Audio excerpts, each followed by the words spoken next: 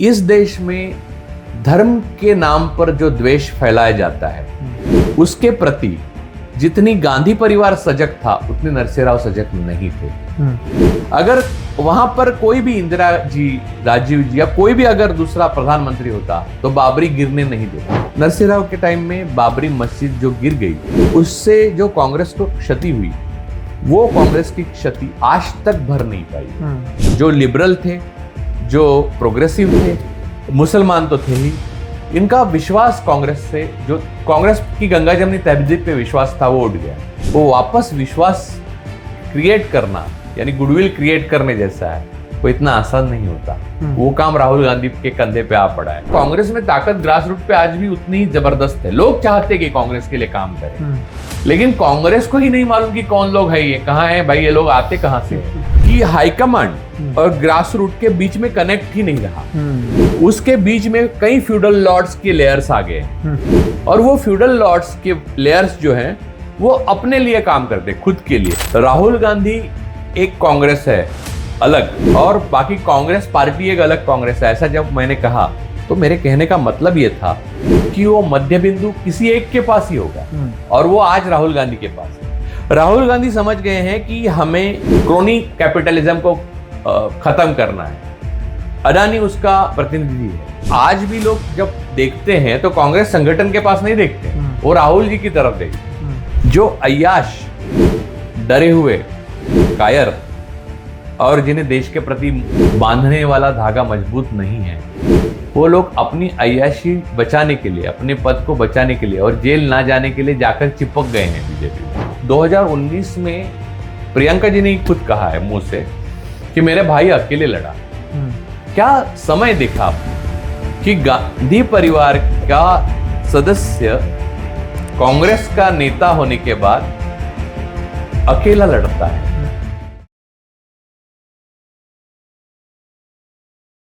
नमस्कार, आप सभी का एक बार फिर से मेरे इस YouTube चैनल पर बहुत बहुत स्वागत है।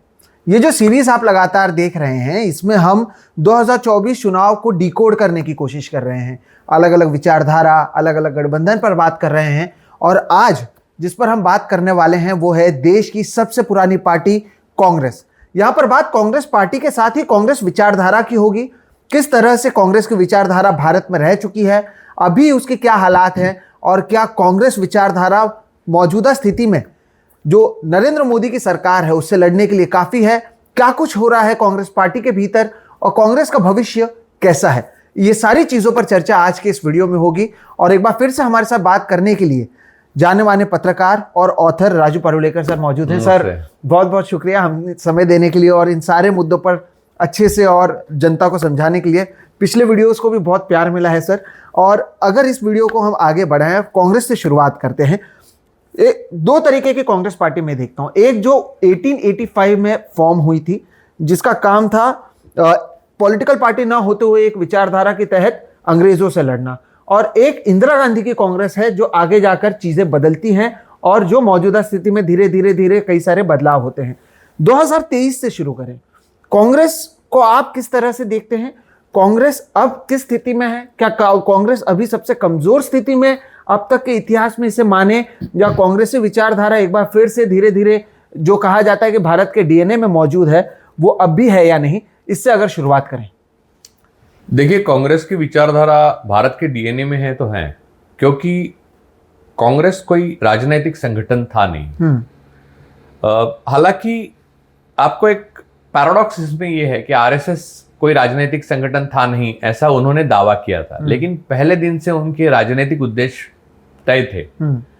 कांग्रेस एक तरह से राजनीतिक संगठन की तरह शुरुआत हुई, यानी ऐसे समझिए कि 1857 के बाद कुछ लोगों को ऐसे लगा, जिसमें बदरुद्दीन तैयब जी थे, फिर फिरोज शाह मेहता थे, अलन ह्यूम, उन लोगों को लगा कि एक भाप निकलनी चाहिए लोगों के अंदर है, वो बातें खुलकर सामने आनी चाहिए और लोगों को अपने शासन के प्रति जानकारी होनी चाहिए और लोगों की जानकारी शासन को ठीक से होनी चाहिए। तो कांग्रेस बनी, उस वक्त कोई राजनीतिक उद्देश्य था ही नहीं, पहली बात। कांग्रेस की जो एवोल्यूशन है, उत्क्रांत होती गई। अब वो आरएसएस का तो पूरा अलग चैप्टर है, लेकिन कांग्रेस का उत्क्रांत जैसे होती गई तो ये सारी पार्टियां हैं या इवन आरएसएस या कोई भी, तो उसमें जो लोग जिन्होंने स्थापन किया वो कांग्रेस से ही आए हुए हैं लोग। तो आप समझिए कांग्रेस सबकी माँ है, तो डीएनए में तो कांग्रेस है ही सबके। एक बात। दूसरी बात यह है कि आपने कहा कि शुरू में कांग्रेस एक एनजीओ जैसे थी। शुरू की कांग्रेस कैसे थी कि माए बाप सरकार यानी ब्रिटिश गवर्नमेंट वैसे ही है और हम ये निवेदन दे रहे हैं या फिर लोगों का ये कहना है, और फिर एलिट जो क्लास था यानी एकदम एलिट पब्लिक, फीस भी कांग्रेस में प्रवेश लेने की फीस भी बहुत हाई थी और वो एलिट आते थे, ये सब था। लेकिन धीरे धीरे कांग्रेस में बदलाव आया, और धीरे धीरे यानी कब आया कि लोकमान्य तिलक जो है उन्होंने स्वराज की संकल्पना जब रखी, तब वो कहते हैं कि एक युग आया कांग्रेस की इतिहास में, उसने कई बार करवट ली है। तो एक युग आया जो तिलक युग के नाम से जाना जाता है, लेकिन लाल बाल पाल के नाम से भी जाना जाता है। लाला हरदयाल, बाल गंगाधर तिलक और बिपिन चंद्र पाल, यानी बंगाल, महाराष्ट्र और पंजाब। तो ये लोगों में अब एम्बिशन बढ़ गई थी। ये लोग आगे की देख सकते थे कि हाँ, ये भारत के लोगों को अपने भविष्य को बनाने का अवसर मिलना चाहिए, भारत आज़ाद होना चाहिए, हिंदुस्तान आज़ाद होना चाहिए, इंडिया को इंडिपेंडेंस मिलना चाहिए। कई लोग खुलकर बात करते थे, कई लोग नहीं। तो कांग्रेस में भी दो फाड़ थे, जैसे उसको महाराष्ट्र में तो नेमस्त और जहाल और मवाड़ कहते थे। नहीं, महात्मा गांधी के गुरु थे गोपाल कृष्ण गोखले, वो तिलक के ऑपोजिट वाले खेमे में थे। तो वो नहीं चाहते थे कि कोई बड़ी जहाल यानी बहुत ज्यादा आगे बढ़कर बात की जाए। उन्हें लगता था कि धीरे धीरे उन्होंने भारत सेवक समाज की स्थापना भी की थी। धीरे धीरे लोगों को जैसे समझेगा यानी एडुकेट हो जाएंगे, वैसे वैसे लोगों में जागृति आएगी और अपने आप लोग आज़ाद होने लगेंगे। पहले ख्याल में होंगे, अपने रहन सहन में होंगे, अपने पुराने ख्यालात छोड़ देंगे और धीरे धीरे होंगे। लेकिन यह समझिए कि ये कांग्रेस में अलग अलग खेमे होने के बावजूद भी कांग्रेस का उद्देश्य आगे बढ़ना था, यानी प्रोग्रेस था। नाम कांग्रेस था लेकिन उद्देश्य प्रोग्रेस था। एग्जैक्ट ऑपोजिट है ये। तो आगे जाने की इच्छा और उसको आगे ले जाने वाली नई आने वाली पीढ़ियां, इसने कांग्रेस को बनाया। तो हर पीढ़ी दर पीढ़ी कांग्रेस बदलती गई। और जैसे कि तिलक का उदय हुआ उसके बाद तो कांग्रेस बहुत, क्योंकि तिलक वो नेता थे जिन्होंने लोगों को ये दिखाया कि ब्रिटिश सरकार जो हुकूमत है, ब्रिटिश साम्राज्य जो है, उसको डरने की जरूरत नहीं है। हालांकि उनके खिलाफ लिखकर वो जेल में गए और जेल में जाने के बाद वैसे कांग्रेस यहां पर ठप हो गई तिलक के अंदर जाने के बाद। ये भी सच है। असल में मुस्लिम लीग की स्थापना भी 1906 में हुई, तो इसी वजह से कि तिलक थे नहीं, तो सब ठप हो चुका था। यानी कांग्रेस से कोई आशा ही नहीं। कांग्रेस के पूरे इतिहास में अभी तक के, यानी 100 साल से भी कितने ज्यादा हो गए, लेकिन फिर पूरे इतिहास में कांग्रेस से निराशा आई है। ऐसा दौर बहुत आए, यानी पूरे निराश हो गए कांग्रेस से लोग। देखिए कि इवन गांधी जी के समय भी 1920 के बाद 1930 में आंदोलन हुआ, 30 के बाद 42 में हुआ। तो बीच का जो समय था तो आशा निराशा से ऊपर नीचे होता रहता था। तो आज के 2023 में कई बार लोग ये परेशान हो जाते हैं कि यार कांग्रेस कोई कर नहीं रही है, कुछ कर नहीं रही है। तो कांग्रेस ऐसी ही है। तो जैसे कि उसके ऊपर एक बहुत अच्छे यानी व्यंग है कि कुछ समस्या आती तो कांग्रेस ठोस कदम उठाती है, और कदम इतने ठोस होते हैं कि जोशी जी थे, उन्होंने ही लिखा है कि कदम इतने ठोस होते कि उठ ही नहीं पाते। तो उन्होंने सरकार के बारे में लिखा था, हालांकि वो कांग्रेस की सरकार थी। तो बात यह है कि कांग्रेस का ये क्रांतिकारी जो रूप है वो एक गुट था। बाकी कांग्रेस है ना, वो एवोल्यूशन पे विश्वास रखने वाली कांग्रेस रही है। उत्क्रांत धीरे धीरे प्रक्रिया से ये चीजें होती रहेगी, किसी को जल्दबाजी में कुछ करना नहीं है। तो आज भी देखिए कांग्रेस कोई कदम जल्दबाजी में नहीं, वो एक लेटर आता है, वो भी कितने दिनों के बाद आता है और आप शांति से इंतजार करते हैं यार इतना बड़ा हादसा हुआ, कुछ कांग्रेस बोलेगी तो शांति से बोलती है। तो इतना फांसीवाद देश में फैल गया, कांग्रेस 10 साल सत्ता में थी, कांग्रेस ने कुछ नहीं किया ऐसा लोगों को लगता है, तो कांग्रेस इतना ही शांति से रिएक्ट करती है। अब ये अच्छा है बुरा है, इसका अंजाम जो है वो हुआ है नहीं हुआ है, नहीं भी हुआ है। कई बार लोग तिलक से निराश हुए हैं, कई बार लोग गोपाल कृष्ण गोखले इन लोगों से निराश हुए हैं, कई बार गांधी जी से भी निराश हुए हैं। बोला गांधी जी ने जब अच्छा खासा आंदोलन चल रहा था चौरी चौरा में, वो पुलिस थाना जला दिया तो बोला अहिंसा का भंग हो गया, तो उन्होंने आंदोलन वापस ले लिया 30 में। तो इवन नेहरू उस पर गुस्सा हुए थे कि इतना आंदोलन चल पड़ा था यार, मिल जाते आजादी, किसी को भी लगेगा ना आजादी मिल जाएगी क्या। लेकिन कांग्रेस में कोई केजरीवाल था नहीं कि जल्दी से आजादी या जन लोक पर, तो सब कुछ ठीक रहा। कुल मिला के गांधी जी की अपनी एक स्टाइल थी, उस हिसाब से वो आंदोलन आगे लेते गए। लेकिन शुरुआत जो है कांग्रेस के इतिहास में एनजीओ से एक राजनीतिक ताकत, राजनीतिक बल और एक डरो मत वाला संदेश जो है वो लोकमान्य तिलक ने ही कांग्रेस को दिया। तिलक वो पहले नेता थे, पहले शख्स थे जिन्होंने केसरी और मराठा इंग्लिश में और केसरी मराठी में शुरू किया।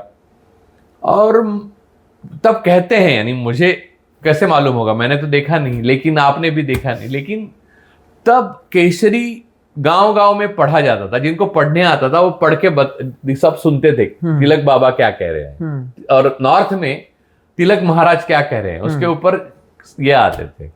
तो और एक बात थी, तिलक के नेतृत्व में कांग्रेस में ये बात आई, आपको आश्चर्य होगा, तिलक को ब्राह्मणवादी नेता कहा जाता है, लेकिन हिंदू धर्म के पालक और ब्राह्मणवादी होने के बाद भी उन्होंने हिंदू मुसलमान भाईचारे को कांग्रेस के अन्य किसी भी ऐतिहासिक नेता से ज्यादा बढ़ावा दिया। एक लखनऊ पैक्ट पे उन्होंने साइन किया, तो मुसलमानों के लिए अलग कॉन्स्टिट्यूएंसीज के जिसने प्रावधान रखा था वो उन्होंने दिया। तिलक का वो काम है। हालांकि कई इतिहासकार तिलक को इसका दोष देते हैं कि आगे जाकर पार्टीशन हुआ उसकी वजह वो लखनऊ पैक्ट था, लेकिन ऐसा कुछ है नहीं। उसके कई मोड़ से गुजरे हैं यहाँ, ये देश के हर पगडंडी कई मोड़ से, मैंने ऐसा नहीं है कि सीधा रास्ता चला गया और ये पार्टीशन हुआ, ऐसा नहीं है। तो तिलक ने वो किया, यहां तक कि तिलक और जिन्ना में मोहम्मद अली जिन्ना, तब तो बड़े राष्ट्रवादी थे तिलक, मोहम्मद अली जिन्ना, और बहुत अच्छे वकील थे। तो तिलक की केस जिन्ना के पास ही थी, और तिलक और जिन्ना की दोस्ती का एक अलग चैप्टर है, उसके ऊपर बहुत अच्छा लेखन हुआ है और वो आप पढ़ सकते हैं। तो तिलक कभी भी हिंदू मुसलमान के आपस में झगड़े के पक्ष में नहीं थे। वो चाहते थे कि जल्द से जल्द आजादी मिले। कांग्रेस में एक बहुत बड़ा गुट था, वो नहीं चाहता था कि जल्द से जल्द आजादी मिले, क्योंकि उन्हें लगता था कि यहाँ के लोग अभी तैयार नहीं हैं। वो अभी भी इलिटरेसी, अपनी पुरानी धर्मवादी सोच, इससे बंधे हुए हैं। तो उन्हें अंग्रेजी शिक्षा दीक्षा, वेस्टर्न सिविलाइजेशन के बारे में और आधुनिक विज्ञान के बारे में ज्यादा जानकारी मिले, अपनी एम्पावरमेंट ज्यादा हो, उसके बाद आजादी का सोचे। तिलक और आगरकर में जो लड़ाई हुई, हालांकि वो दोस्त थे दोनों, लेकिन उनमें बाद में जिंदगी में बहुत बड़ी लड़ाई हुई, वो इसी बात को लेकर थे। आगरकर इस पक्ष में थे कि लोगों में सुधार नहीं हुआ, उन्होंने सुधारक नाम की पत्रिका निकाली, तो उस लोगों में सुधार नहीं हुआ तो आजादी का बर्बाद कर देंगे, और वो सच निकले। आज की तारीख में बोलो तो तिलक से ज्यादा आगरकर दृष्टा थे, ये बात माननी पड़ेगी।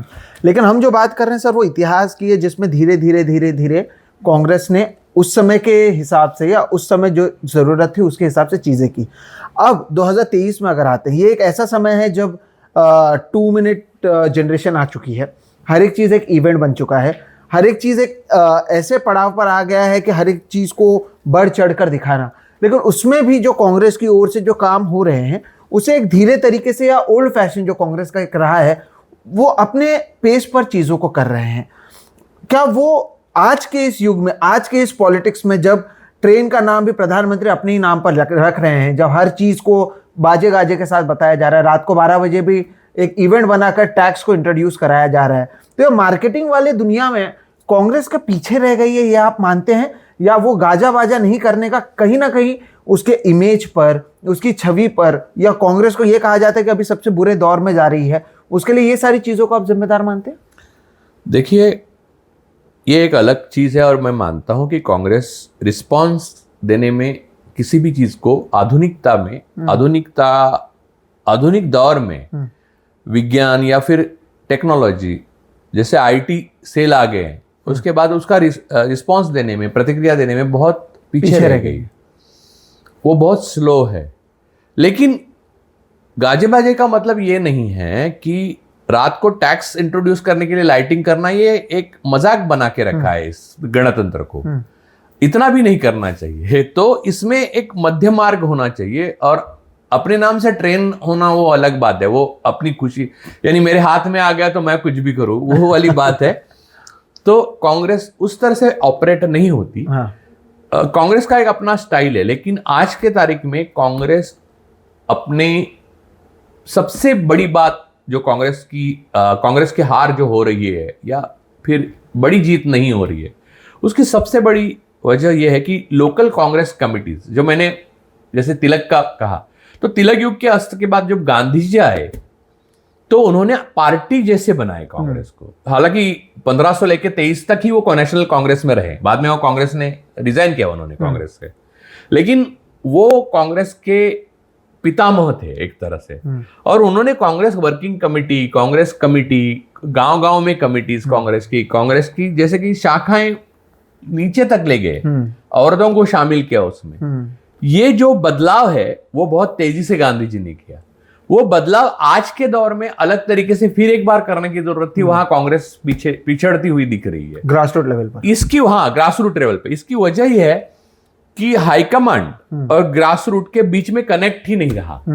उसके बीच में कई फ्यूडल लॉर्ड्स के लेयर्स आ गए हैं, और वो फ्यूडल लॉर्ड्स के लेयर्स जो हैं वो अपने लिए काम करते, खुद के लिए। जैसे कि एक दौर था बीच में कि जब ब्रिटिश भारत में सत्ता में आए तो भारत में ऐसा कोई एक राज नहीं था। यानी ऐसे थे कि ये मालवा तो किसी और के पास था, फिर नॉर्थ इंडिया का एक हिस्सा किसी और शासक के पास था, फिर झांसी किसी और के पास था। वो तो अलग अलग जैसे बटा हुआ था, और बीच में पेंडारी भी निकल जाते थे। यानी किसी सेना से लोग रिटायर हो गए या निकाल दिए गए तो अपनी लूटपाट अलग से करते थे। तो वो स्टाइल से कांग्रेस की संरचना में गड़बड़ी हो गई, और ये मेनली तब हुआ जब हाईकमांड यानी इंदिरा जी की हत्या हुई निर्ममता से। उसके बाद राजीव जी की हत्या हुई तो एसपीजी कमांडो गांधी फैमिली के इर्द गिर्द आ गई। तो वो ये हुआ कि उनकी एक्सेसिबिलिटी खत्म हो गई। इंदिरा जी रोज सुबह आने के बाद, एसपीजी आने के बाद किसी की भी एक्सेसिबिलिटी खत्म होती है। आप सिर्फ प्रधानमंत्री को दिया है तो मोदी जी की एक्सेसिबिलिटी 0 है। तो आप यानी, लेकिन कांग्रेस में कैसे हुआ कि कार्यकर्ता को भी अपने नेता से मिलने के लिए अपॉइंटमेंट लेना, तो अपॉइंटमेंट लेने के बाद वेट करना, तो उससे इतने लेयर से गुजरना पड़ता है, इतने बिचौलियों से जाना पड़ता है मिलके, कि उससे एक ट्रांसपेरेंसी होती है। यानी हाईकमांड की इच्छा और कार्यकर्ता की इच्छा दोनों में जो हार्मनी होनी चाहिए, एक सिंक्रानिसिटी होनी चाहिए, वो खत्म हो गई। इसलिए कांग्रेस पिछड़ रही है अपने दौड़ में। वरना कांग्रेस में ताकत ग्रास रूट पे आज भी उतनी ही जबरदस्त है। लोग चाहते कि कांग्रेस के लिए काम करें, लेकिन कांग्रेस को ही नहीं मालूम कि कौन लोग है, ये कहां है भाई, ये लोग आते कहां से है। तो क्योंकि वो एक अंधेरे कमरे में उजाला ढूंढ रहे हैं। बस दरवाजा खोल दो, उजाला अपने आप आ जाएगा, इतनी सी बात है। इन दरवाजे पर जो ताला लोगों ने लगाया हुआ है वही तो नहीं, वो ताला लोगों ने नहीं लगाया, नहीं, उन्होंने अंदर से लगाया हुआ है। तो सर, अभी आप इससे पहले जो कह रहे थे, जो पहले के कांग्रेस के नेता, चाहे वो प्रधानमंत्री, आप इंदिरा गांधी की बात कर रहे थे जब मैंने टोक दिया गलती से, क्या वो उतने एक्सेसिबल थे? हाँ, इंदिरा जी एक्सेसिबल थी। यानी मैं अपनी मेरी पर्सनल बात आपको बताता हूँ। मेरे इमरजेंसी के बाद इंदिरा जी हार गई थी चुनाव, तो मुंबई के एक इलाके में मेरे ससुर, यानी उनकी बिल्डिंग है पुरानी, यानी जॉइंट फैमिली थी, तो मेरे ससुर अपने घर लेके आए थे इंदिरा जी को। ऐसे कितने लोग हैं। मैंने एक मिसेस ठाकुर करके, वो कांग्रेस की यहाँ की लोकल नेता थी, अब वो रही नहीं, वो उस जमाने की थी, तो वो बात करते हुए इंदिरा जी की इतनी यादें उन्होंने मुझे गिनाई कि नहीं, वो बोला कि मैं इंदिरा, फिर इंदिरा जी आई, फिर मैं ऐसा बोल रही थी कि उसकी कोई सहेली आई, और ऐसे मुझे 50 लोग मालूम है, यानी पहले पीढ़ी के, पहले जमाने के। उसके बाद ऐसे लोग नहीं मिलते। देखिए राजीव जी के इक्का दुक्का मिलते हैं और फिर बाद में कुछ नहीं। तो इंदिरा जी तक था कि नेहरू तो कमाल के एक्सेसिबल थे, नेहरू तो जननेता थे, इंदिरा जी भी जननेता थे, लेकिन इंदिरा जी प्रधानमंत्री और इतनी पावरफुल प्रधानमंत्री होने के बाद भी रोज सुबह लोगों को मिलती थी और उनको नव लोगों, यानी आखिरी मैं आपको एक बात बताता हूं, इवन राजीव में था ये। राजीव जी जब प्रधानमंत्री थे, इतने बड़े बहुमत से जीते थे, तो मेरे पास मिस्टर गायकवाड़ करके एक मैंने इंटरव्यू लिया था। वो उनके 4 या 5 बार वो रहे थे, सांसद रहे थे कांग्रेस के, बहुत पुराने, अब नहीं है वो। तो वो मेरे पास आए थे, बोले एक बार राजीव जी महाराष्ट्र आए, मुझे कुछ मालूम नहीं था, उनकी कॉन्स्टिट्यूंसी में अचानक हेलीकॉप्टर से राजीव पहुंच गए और वहां पहुंच गए और उनके घर गए। यहाँ के महाराष्ट्र के प्रमुख नेता में पवार आते हैं, वो एक सांसद थे। हाँ। तो राजीव जी बोले आज मैं यहीं पे खाना वाना खाऊंगा और फिर जाऊंगा। बोले फिर पवार साहब बोले बस आपसे मिलूंगा और निकल जाऊंगा। तो एक मैसेज गया ना कि एक सांसद को मिलके गए बस। तो एक्सेसिबिलिटी इतनी थी कि वो राजीव जी के बारे में अब 10 चीजें कहते हैं। एक फोटोग्राफर दोस्त है मेरा, वो अब नहीं रहा, लेकिन वो भी एक कहता था राजीव जी ऐसा थे। फिर राजीव जी को टेक्नोलॉजी में इतना इंटरेस्ट था, उन्होंने 10 चीजें बताई। तो उसके बाद का कोई एरा नहीं है मेरे पास कोई यादें बताता है कि इन्होंने ये कहा, क्योंकि वो एसपीजी कमांडो, सुरक्षा की चिंता, और स्वाभाविक है कि 2 लोगों की एक परिवार में हत्या जब हो जाती है तो इसके बाद तो कंप्लीट घेराबंदी हो गई। तो वो घेराबंदी यानी सुरक्षा नहीं, सिर्फ वो एक तरह से कांग्रेस के चाहने वाले, कांग्रेस के जो कार्यकर्ता है वो, और जो वेल विशर है वो, उनके लिए एक बड़ी त्रासदी होगी कि उनको हाईकमांड तक अपने बात पहुंचाने के लिए कोई जरिया है। हालांकि अब यह है कि अब टेक्नोलॉजी इतने आगे गई कि ऑनलाइन भी बात कर सकती है हाईकमांड सबसे पर्सनली। ऐसा क्यों नहीं हो रहा है मुझे नहीं मालूम, लेकिन कांग्रेस इतनी ही स्लो रही है और उतनी ही स्लो है अभी तक। देखिए लेकिन अभी स्लो रहना इतना, अब तब स्लो रहना इतना खतरनाक नहीं था जब इतना स्लो रहना अब खतरनाक है, क्योंकि ब्रिटिश फांसीवादी नहीं थे, लेकिन अब आज अपने ही फांसीवादी सामने हैं, तब कांग्रेस को ज्यादा तेज और तरार होने की जरूरत है। तो ये तो बात है ना कि वो समय के साथ बढ़ नहीं रहे हैं, और ऐसे में जितने भी अभी आपने उदाहरण दिए, ये वो लोग हैं जो मोस्टली ऐसे लोगों की बात आपने की जो अभी इस दुनिया में नहीं रहे, जो एक्सेसिबिलिटी की बात करते हैं। तो जब मेरे जैसे लोगों का एक जनरेशन आ रहा है, उन्होंने तो इन्हें दूर से या फिर टीवी पर या उसी तरीके से देखा है, और ऐसे में अगर आप लोगों के घर घर पहुंचना चाहते हैं, जैसे प्रधानमंत्री मोदी भले ही लोगों के पास ना जाए, उनके पास एक पूरा मीडिया मौजूद है। लेकिन पहले गए हैं ना प्रधानमंत्री, हाँ, अभी नहीं गए, पहले तो करीब हर घर गए हैं। बिल्कुल। लेकिन राहुल गांधी की बात करें, क्योंकि अभी उनके नेतृत्व में एक तरीके से जो पार्टी चल रही है, उनसे कनेक्ट कैसे बनेगा? अगर भारत जोड़ो यात्रा छोड़ दे, उससे पहले का अगर राहुल गांधी है उसे मैं एक अलग मानता हूं, भारत जोड़ो के बाद राहुल गांधी को मैं अलग मानता हूं। हालांकि उनकी ऐसी कई सारी बातें हैं, अगर चर्चा कर रहे हैं तो उस पर कर लें। मसलन के तौर पर नोटबंदी, जीएसटी, या फिर मणिपुर के बारे में, और भी कई सारे ऐसे मुद्दे हैं जिसके बारे में राहुल गांधी पहले ही बोल चुके थे कि ऐसी ऐसी चीजें हो सकती है। कोविड के बारे में जब लॉकडाउन लागू भी नहीं हुआ तो उससे पहले राहुल गांधी ने बोला था कि आगे जाकर हेल्थ सिस्टम पर इसका असर पड़ सकता है। लेकिन राहुल गांधी के पास मुद्दे होने के बावजूद उनकी बातों को लोग तब तक नहीं मानते हैं जब तक कि चीजें देखने नहीं मिलती हैं या उसका असर देखने नहीं मिलता है। फिर लोग वापस जाके बोलते हैं कि हाँ, इस बंदे ने उस समय बोला था।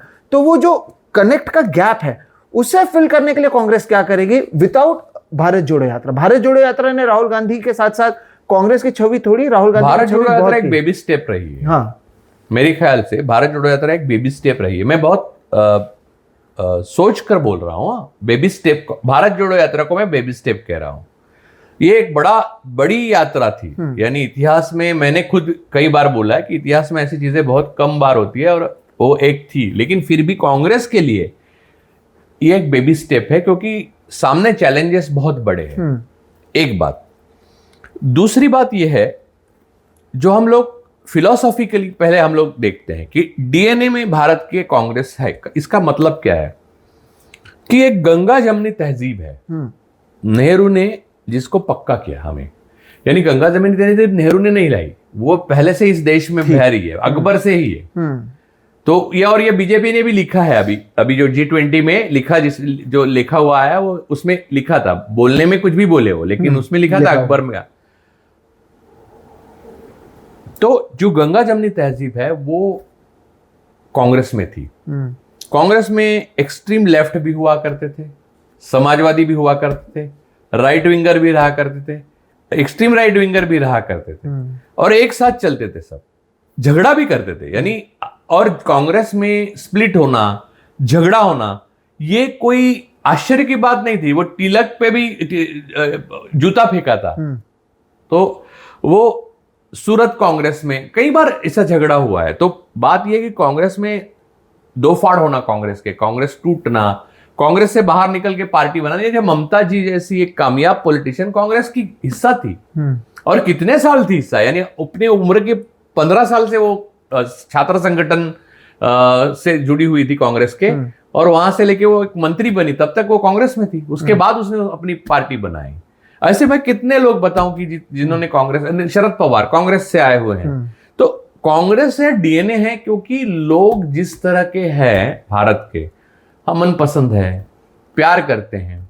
अब देखिए कि पाकिस्तान हमसे ये उम्मीद करता है कि बड़े भाई जैसे, पाकिस्तान उम्मीद क्या करता है कि हम भारत जैसे हो।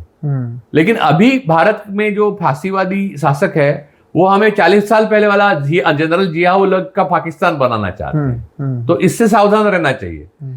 कांग्रेस पार्टी नहीं मैं बोल रहा हूं, कांग्रेस फिलॉसफी जो है, इवन नेहरूवियन फिलॉसफी जिसको कहते हैं, वो गंगा जमुनी तहजीब है असली में।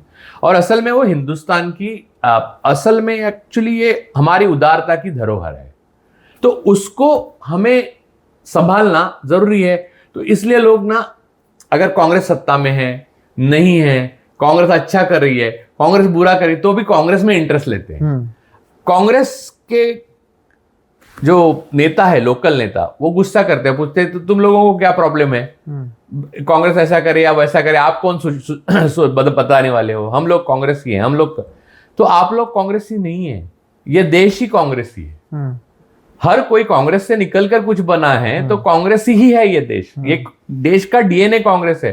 तो हर कोई सुझाव देगा, हर कोई तिरस्कार करेगा, हर कोई आपके ऊपर प्रतिक्रिया देगा, और आपको ये सारा यानी क्रिटिसाइज भी करेगा। तो ये स्वीकार, और कांग्रेस ने ये बड़ी, देखिए कांग्रेस के साथ डेमोक्रेसी क्यों चिपक के रही, क्योंकि हर कोई शामिल था उसमें। और कोई भी आप टिप्पणी करो, प्रतिक्रिया दो या क्रिटिसिज्म करो, कितना भी गहर, तो भी कांग्रेस कभी घायल नहीं होती थी और आपको अरेस्ट नहीं करती थी। हालांकि मुख्यमंत्री रिजाइन कर देते, मंत्री रिजाइन करते थे, जेल में जाते थे। तो ये भारत का डीएनए है, ये लोकतंत्र का भी डीएनए है, क्योंकि एक मूवमेंट रही है जिन्होंने एक बहुत बड़े साम्राज्य के साथ लड़ाई लड़ी है। तो ये सारा जो इतिहास है उसको कंधे पर लेकर आगे जाना राहुल गांधी को शुरू में बहुत भारी पड़ा होगा। भारत जोड़ो के बाद उन्हें इस देश का दर्शन हुआ। देखिए उनका पर्सनालिटी में उनके दार्शनिक है एक, लेकिन वो बाहर आने के लिए उनको वहां से वहां तक जाना पड़ा, यानी पूरी यात्रा करनी पड़ी। देखिए मैं एक छोटी सा कहानी बताता हूँ, विषय को पकड़ के नहीं, लेकिन फिर भी विषय से जुड़ी हुई है आपने, कि भगवान बुद्ध जब छोड़ के घर गए थे और यशोधरा को छोड़ के गए थे, और छोटा राहुल था उनका भी बेटा, तो वो वहां पर बोधि वृक्ष के नीचे उन्होंने ज्ञान प्राप्त हुआ 13 साल बाद, और वो फिर बाद में भिक्षा मांगते वक्त वापस अपने राजगृह में आए।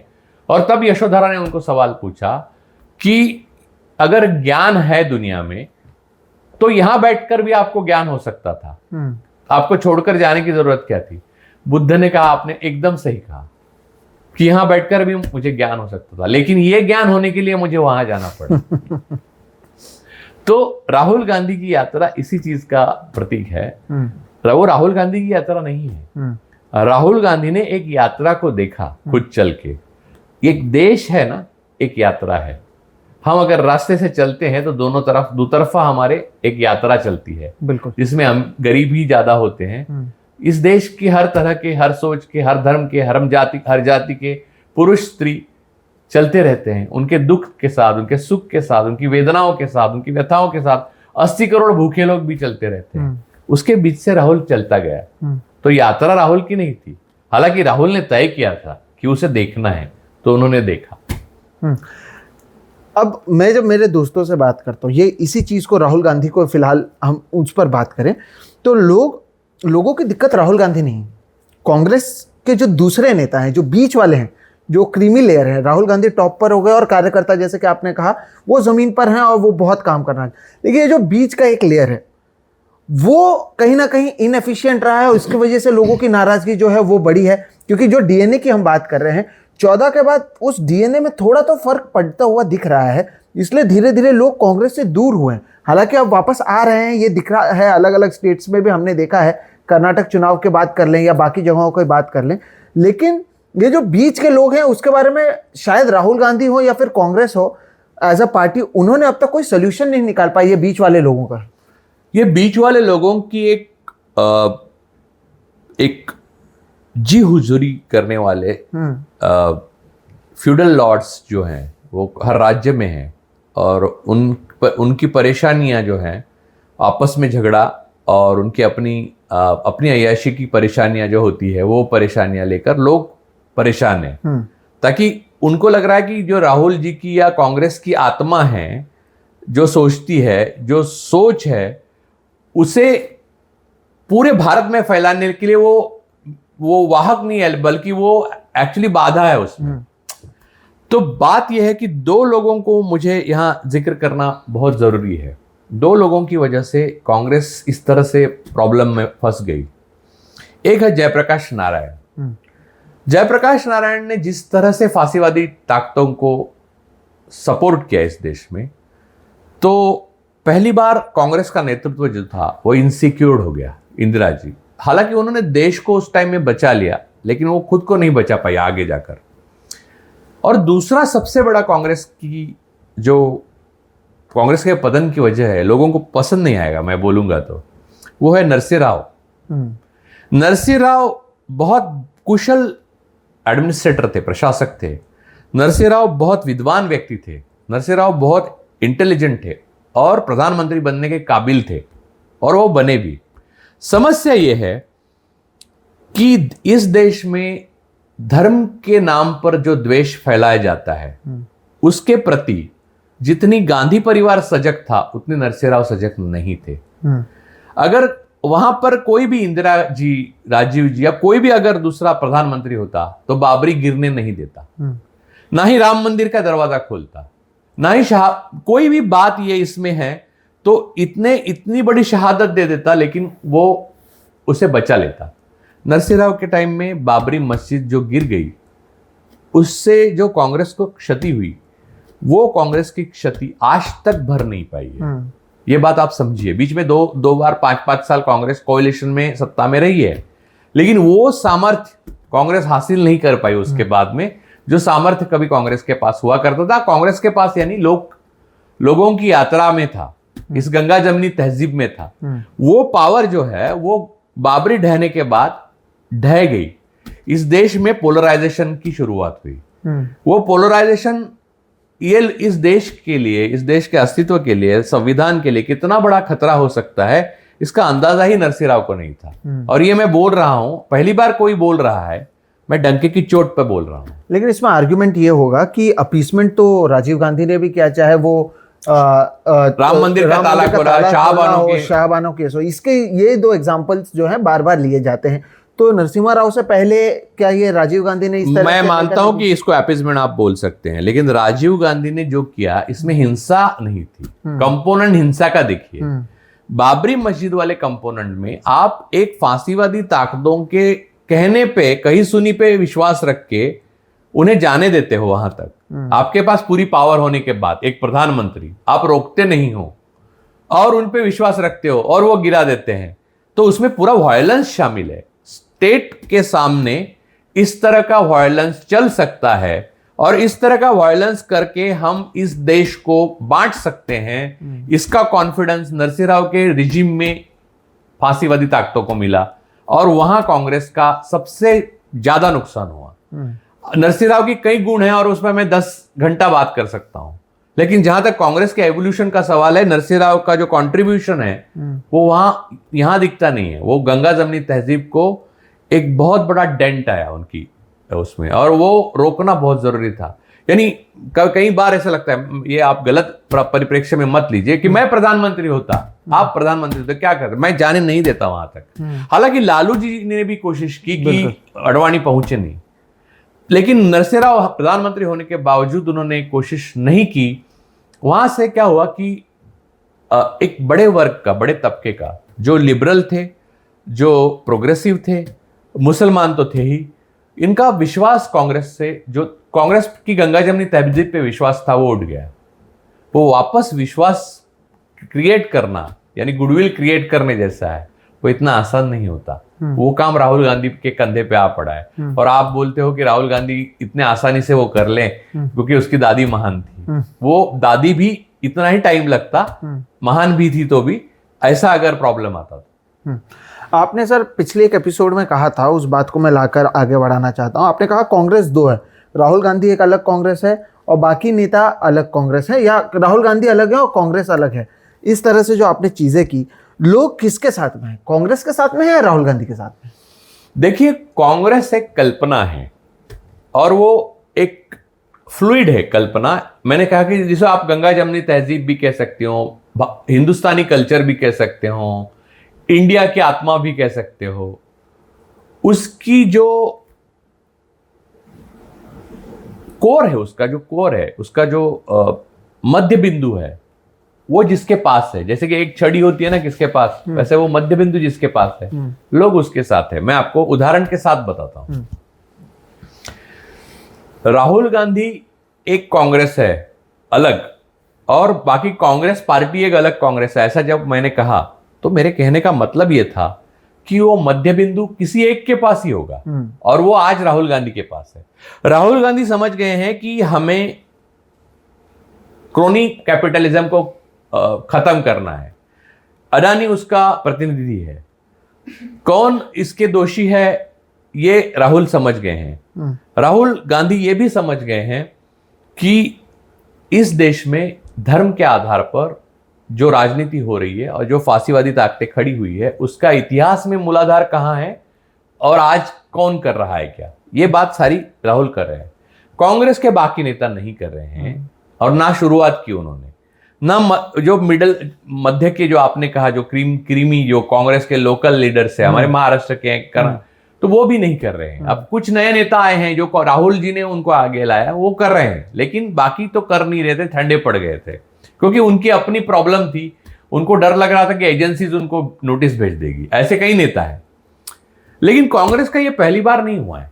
देखिए, इंदिरा जी ने कांग्रेस को जब तोड़ा, दो फाड़ हुई कांग्रेस, तब ऐसा ही था। वो मध्य बिंदु इंदिरा जी के पास था, और बाकी जो सिंडिकेट वाले थे, यानी मोरारजी देसाई वगैरह सारे लोग कामरा, तो उनके पास कांग्रेस की संगठन था। तो इंदिरा जी अपनी कांग्रेस बनाई, तो लोगों ने निश्चित निर्णय किया भारत के कि गंगा जमनी तहजीब और जो फिलॉसफी इथॉस है कांग्रेस का, तो इंदिरा जी के पास है। तो आज भी लोग जब देखते हैं तो कांग्रेस संगठन के पास नहीं देखते हैं, वो राहुल जी की तरफ देखते हैं। तो राहुल जी की तरफ देखते हैं तो राहुल जी वो कांग्रेस है, ये समझना चाहिए। क्योंकि वो सारी बातें जो जनता के मन में है, वो सारी बातें जिसके प्रति जनता गुस्सा करती है, नफरत करती है, वो सारी बातें राहुल बोलते हैं। कांग्रेस का अन्य नेता ये बोलने के लिए कतराता है, खरगे साहब छोड़कर, और बाकी स्पोक्स पर्सन बोलते हैं, क्योंकि वो राहुल जी के समय में अब नए ढांचा बनाए हैं, तो कई लोग हैं, मैं एक का किसी का नाम नहीं लेना चाहता। तो फिर इसका ये भी तो मतलब समझा जाए कि जिस तरह से इंदिरा गांधी ने हिम्मत कर अपने आप को अलग किया कि नहीं, ये विचारधारा या इस तरह से नहीं चलेगी चीजें, I will take another route, और उन्होंने खुद की एक पार्टी खड़ी की, और चुनाव जब हुए उसमें देखने भी मिला कि लोगों ने समर्थन दिया। क्या ऐसा कुछ राहुल गांधी को भी करने की जरूरत? उन्होंने कोशिश शायद पहले की है, भले ही खुलकर नहीं, लेकिन अपने आप को या अपने लोगों को अलग करने की कोशिश की है। और अब जब चुनाव आ रहे हैं, क्या और जरूरत नहीं है कि राहुल गांधी अपने ऐसे सोचने वालों को साथ में लेकर चलें? इसका एक उदाहरण देता हूं कि अब भी महाराष्ट्र में ऐसा कहा जाता है कि ऐसे कई नेता हैं जो कांग्रेस में है, लेकिन चुनाव से ठीक पहले वो पाला बदल देंगे, ऐसा हमने हर जगह पर देखा महाराष्ट्र में कांग्रेस के नेता हैं है तो कांग्रेस पार्टी से तो चुनाव लड़ते पार्टी में है तो फिर राहुल गांधी को क्या एक स्टैंड लेने की जरूरत अब नहीं है और उस आधार पर कांग्रेस पार्टी को आगे ले जाने की जरूरत नहीं है? कम्युनिकेशन और bilateral communication is the biggest difficulty. वहां कांग्रेस में एक संवाद नहीं है आज भी। किसको चुने और किसको नहीं चुने इसका निर्णय अगर हाईकमांड करती है तो इंदिरा जी को पता होता था कि आखिरी आदमी कौन है। कई बार ऐसा हुआ है, मैं जानता हूं कि एक कार्यकर्ता के घर पे फोन आता था और कहा जाता था कि तुम्हें शपथ लेनी है। वो कार्यकर्ता बेचारा काम कर रहा है, उसको मालूम नहीं कि पार्टी अपना स्टेटस कुछ देगी या नहीं देगी हमें, लेकिन उसको मिल जाता था। तो यहां तक जानकारी रखना बहुत जरूरी होता है नेतृत्व के लिए। तो आज के तारीख में रिपोर्ट्स, फाइल्स और मेल्स जाते हैं, फिर यहाँ के लोकल लीडर्स आगे नाम भेजते हैं, फिर उसके ऊपर और नाम जाते हैं, फिर फिल्टर होके आगे जाते हैं, फिर तय होता है। वो जो आखिरी 5 आए हैं उनमें से तय होता है। नेता को वो आखिरी 5 में ही करने चाहिए, लेकिन जानकारी 5.5 करोड़ लोगों की होनी चाहिए अपने संगठन में जो है वो। तो वो कम्युनिकेशन के सिवाय हो नहीं सकती।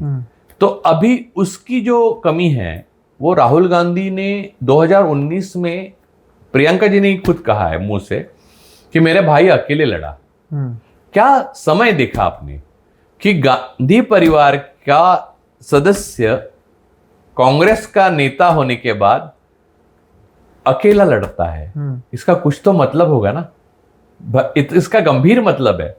और मैंने कांग्रेस की हिस्ट्री का जब अध्ययन किया तो मैंने बार बार देखा है कि कांग्रेस का जो असली इथॉस या फिलॉसफी है उसको साथ लेकर जाने वाला नेता है ना, वो अकेला कई बार हो जाता है। जैसे गांधी जी हो गए थे अकेले।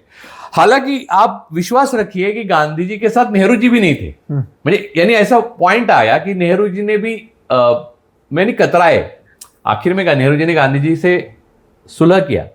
लेकिन ऐसा होता है, कांग्रेस के इतिहास में हुआ है, इंदिरा जी के टाइम में भी हुआ है, नेहरू जी के ऊपर भी कांग्रेस के लोगों ने ही बहुत आक्षेप लगाए थे, बहुत आलोचना की थी। हालांकि वो प्रेम करते थे, ऐसा नहीं है कि आप आज भी राहुल जी से क्या प्रेम नहीं करते, कांग्रेस के लोग करते हैं, क्योंकि उनको मालूम है अगर सत्ता आती है और हमें मलाई मिलनी है तो राहुल जी की वजह से ही मिलनी है। लेकिन वो उस टाइम में भी आजादी दिलानी है और कोई देगा तो गांधी जी ही देंगे, वैसे इंदिरा जी की। लेकिन ये जो नेता के प्रति प्रेम है वो मोह माया से दूषित है, समझे? तो कार्यकर्ता लेकिन जो प्रेम करता है, जैसे कि भारत जोड़ो में कार्यकर्ता भी नहीं थे, ऐसे लोग उनको मिले, वो प्रेम किसी भी फल की अपेक्षा से नहीं था। ये भारत है, हिंदुस्तान है, इंडिया है। ये प्रेम जब करता है तो बिना किसी अपेक्षा से करता है, और जब देता है तो पूरा छप्पर फाड़ के देता है। वो फिलॉसफी, वो दर्शन जो भारत का दर्शन है, इंडिया का दर्शन है, वो आपके साथ होना चाहिए। और वो कोएग्जिस्टेंस का है, द्वेष का नहीं। वो कोएग्जिस्टेंस का दर्शन है, उसका आखिरी कार्यकर्ता तक पहुंचाना, और फिर आखिरी कार्यकर्ता क्या करता है उसका पूरा जायजा लेना। ये राहुल गांधी का बेसिक रिस्पॉन्सिबिलिटी है, जिम्मेदारी है। कांग्रेस अध्यक्ष जो है उनकी रिस्पॉन्सिबिलिटी है। वो जितने फास्ट होगा उतने फास्ट फिलोसॉफिकली कांग्रेस आगे जाएगी। और जब तक राहुल गांधी जो हर बार कहते हैं कि फिलोसॉफिकली कांग्रेस हमको आगे ले जानी है, ना कि सत्ता में आना है। सत्ता में आना एक छोटा कंपोनेंट है उद्देश्य का, लेकिन फिलोसॉफिकली अगर फिलोसॉफिकली जाना है तो लोगों से बात होनी चाहिए। तो उसके ऊपर किसी ने तर्क दिया, उस दिन मैं डिबेट देख रहा था कि राहुल जी यात्रा में सबको मिले अन्यथा नहीं मिल पाते। क्यों? क्योंकि लोग यात्रा में काम लेके नहीं आते। लोग काम लेके तो ऐसे भी नहीं आते। देखिए, राहुल जी को मिलने के लिए मुझे नहीं लगता कोई काम लेके जाता है, बहुत कम होंगे, 0.01% लोग होंगे, और वो कांग्रेस के होंगे बड़े नेता, यानी जो उनके यात्रा में आगे बगल में चल रहे थे। भारत की जनता जो है, इंडिया के लोग हैं, हम नागरिक हैं, उनमें से कोई भी राहुल गांधी को मिलने जाता है तो या मिलता है तो ये नहीं सोचता है कि मेरा ये काम है, फला फला पोस्ट ऑफिस में वो करके देने के लिए कहूं, मैं उनको अर्जी पेश करूं। ये बिल्कुल नहीं होगा।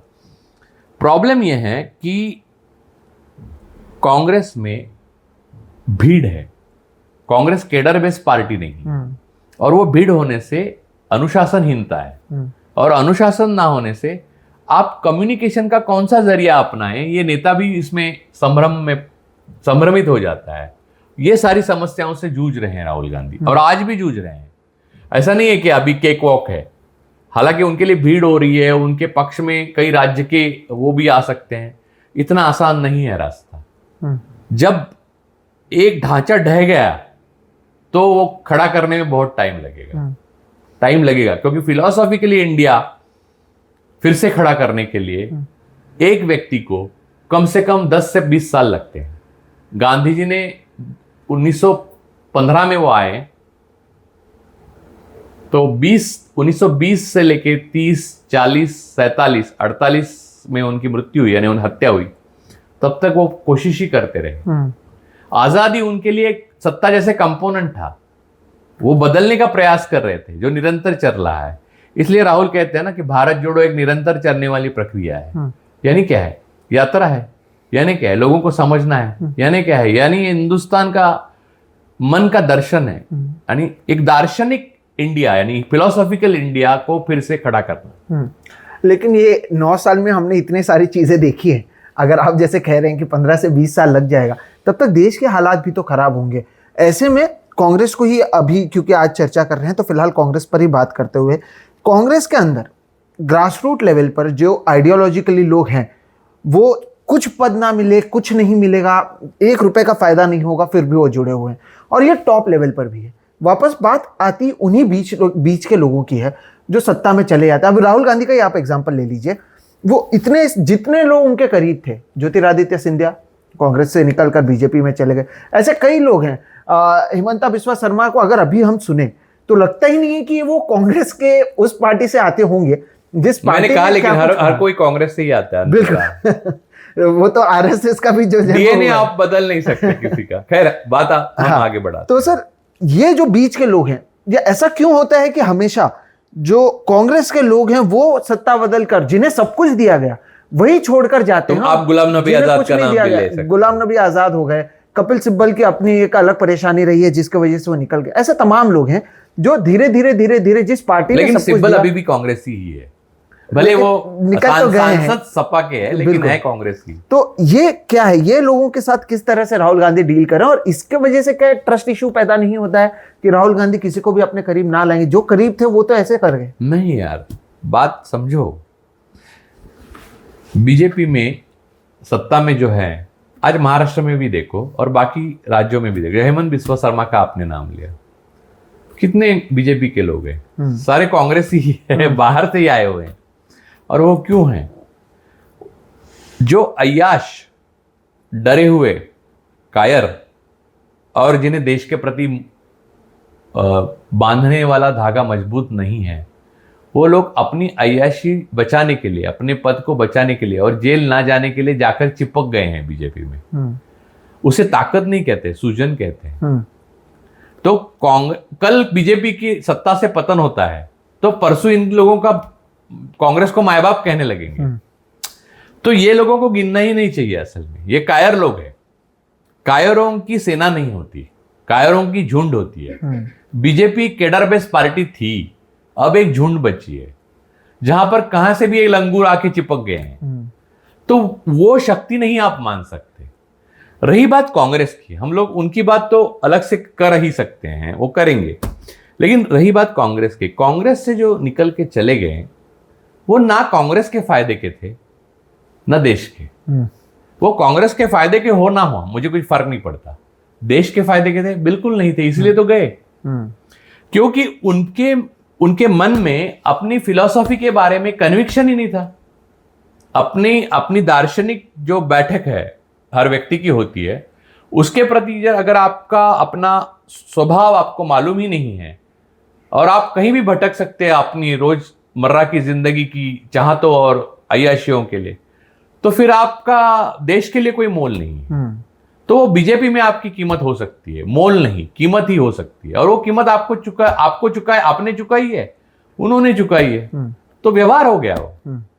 बात कांग्रेस की फिलॉसफी की है, इस देश के फिलॉसफी की है। इस देश की फिलॉसफी के लिए लड़ने वाला हर शख्स अपने फिलॉसफी के साथ कायम रहा। मैं ये नहीं कहूंगा कि बीजेपी के ओरिजिनल, देखिए बीजेपी के ओरिजिनल लोग हैं वो बेचारे आज भी कुर्सियां लगाते हैं और पीछे हट जाते हैं। बिल्कुल। वो ओरिजिनल है। ओरिजिनल कितने हैं उनके पास, वो आगे कितने आए हैं और कितने बने हैं और सत्ता में आए हैं, और वो दार्शनिक वैल्यू जो है यानी फिलोसॉफिकल कोशंट जो है पार्टी का, वो उस पर तय होता है। तो गए जो लोग, उनसे कांग्रेस की फिलोसॉफी का मोल नहीं होगा, क्योंकि गए उसकी वजह देखिए, आइदर एक छड़ी थी या कोई गाजर दिया गया उनको। बिल्कुल बराबर ना। आइडियोलॉजिकली कोई नहीं है, आइडियोलॉजिकली कोई नहीं है कि मुझे हिंदुत्व के प्रति, अरे ऐसा कुछ है ही नहीं। हिंदुत्व हिंदू धर्म ही नहीं है। यहाँ जातियां हैं और पिछड़ों और अति पिछड़ों को दबाने के लिए एक हिंदुत्व के चॉकलेट बनाया गया है। तो बात यह है कि ऐसा कोई आपको अंदर से नेचुरल यानी spontaneous overflow of powerful feeling BJP के फिलोसॉफी के प्रति, ऐसी कोई फिलोसॉफी नहीं है। महाराष्ट्र में ही देखिए कौन सी फिलोसॉफी है। तो मेरे फादर, आपके फादर, मेरे फादर, तेरे फादर, मेरे फादर, ये वाली फिलोसॉफी है। यही हमारे फादर, सबके फादर। कैसे होगा ये पॉसिबल नहीं है। तो कुल मिला के ये एक मजाक है, और ये मजाक को मजाक रहने दो। बीजेपी कांग्रेस की बात करें तो फिलोसॉफी को कांग्रेस से जोड़ो तो जितने हैं वो कांग्रेस के हैं। लेकिन वो अपने फिलॉसफी को क्या सही से नहीं बता पाए, क्योंकि जो लोग झोपड़ी में रहते थे वो फ्लैट्स में पहुंच गए। कई लोगों ने गाड़ी खरीद ली जिन्होंने शायद सोचा भी नहीं था। उनके बच्चे आगे पढ़ने चले गए और वहां पर जाके वो लोग पूछते हैं कि कांग्रेस ने क्या किया। अब इसमें आप बीजेपी की मार्केटिंग को इंपॉर्टेंट मानते हैं, या फिर कांग्रेस भी अपनी चीजों को बार बार गिनाने में या लोगों को बताने में विफल रही है, जिसकी वजह से ये सवाल 70 साल बाद पूछा जा रहा है, जबकि देश कहां पर से कहां पहुंच गया था। लेकिन इसके बावजूद अगर ये सवाल पूछा जाता है, वो चाहे एक पॉलिटिकल पार्टी ने अपने फायदे के लिए क्यों ना पूछना शुरू किया हो, लेकिन लोग इन जनरल भी तो अभी पूछते हैं वो सारे सवाल। देखिए 90s में यूएस से लेके भारत तक एक समस्या पैदा होगी, फिलोसॉफिकल कॉन्फ्लिक्ट। वो विचारधारा कैसे, यानी मुझे लगता है बिल क्लिंटन ने उसका पहली बार जिक्र किया था, लेकिन एक्चुअली लोगों के मन में थी कई लोगों के, कैपिटलिस्ट के भी। I am politically left and economically right. तो ये जो गरीब मध्यम वर्ग बने, मध्यम वर्ग उच्च मध्यम वर्ग बने, उच्च मध्यम वर्ग बहुत अमीर बने, और कुछ अमीर छोड़ के चले गए। तो इनमें जो भावना थी वो इकोनॉमी की, यानी आर्थिक रूप से मैं राइट विंगर हूं और फिलोसॉफिकली लेफ्ट, ये मुमकिन नहीं। आप यानी आप बेसिकली इकोनॉमिक जो सोच है आपकी, वही आपकी पॉलिटिकल सोच तय करती है। सेंटर टू लेफ्ट अगर आपकी इकोनॉमिक सोच है, यानी वेलफेयर स्टेट होना चाहिए हिंदुस्तान, तो आप वहीं पे रहेंगे। ये सोच जो है, जो मार्केट इकोनॉमी की तरफ जाती है, मॉल्स होने चाहिए, हाईवेज होने चाहिए, जंगल की जरूरत नहीं, जंगल जमीन आदिवासियों का नहीं होना चाहिए, वो वनवासी है उनको हम समरस कर देंगे, समता नहीं चाहिए, ये सारी सोच जो है वो इकोनॉमिकली राइट और पॉलिटिकली लेफ्ट मुमकिन नहीं है। वे पॉलिटिकली भी राइट हो जाते हो। आपको अचानक एक बाढ़ सी दिखती है कि इतने लोग आ गए कि अचानक बीजेपी के कैसे हो गए। आपको लगता है ये तो कांग्रेस के टाइम में बड़े हुए, कांग्रेस ही थे, कांग्रेस। तो ये जो एक फेक फिलॉसफी आई कि मैं आर्थिक रूप से यानी कैपिटलिस्ट हूं, लेकिन मैं विचारधारा, राजनीतिक विचारधारा से लेफ्ट हूं। नहीं, आप जो आर्थिक विचारधारा है वही आपकी राजनीतिक विचारधारा तय करती है।